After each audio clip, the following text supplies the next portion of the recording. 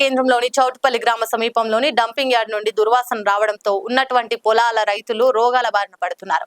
అచ్చంపేట పట్టణ కేంద్రంలోని మరియు చికెన్ సెంటర్ నుండి కోళ్ల చెత్త, జంతు కళేభారాలు మరియు చనిపోయిన వారి దుస్తులు, పరుపులు, అదేవిధంగా ఆసుపత్రిలో వాడేటువంటి అన్ని రకాల వ్యర్థ పదార్థాలు ఈ డంపింగ్ యార్డ్ లో ఉంచి కాల్చివేయడం జరుగుతుంది. ఈ తరుణంలో ఆ డంపింగ్ యార్డ్ నుంచి వచ్చే పొగ వల్ల చుట్టుపక్కల ప్రాంతాల్లో ఉన్న రైతులు మరియు మూగజీవాలు రోగాల బారిన పడి తీవ్ర ఇబ్బందులకు గురవుతున్నారు.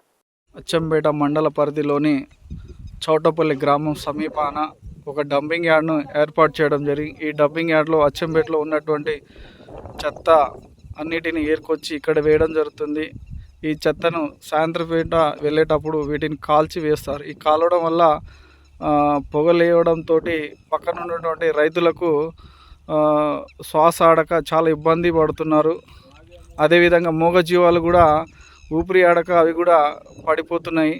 ఇది ఎన్నిసార్లు ఉన్నతాధికారులకు, ఆర్డీఓలకు, ఎంఆర్ఓలకు విన్నవించుకున్నా, అదేవిధంగా కమిషనర్ని చెప్పినప్పటికీ చూసి చూడనట్టుగా వ్యవహరిస్తున్నారని చెప్పి రైతులు తమ యొక్క ఆవేదనను చెందుతున్నారు. వాడు అందువలన ఇక్కడ మాకు ఊపిరి ఆడతలేదు.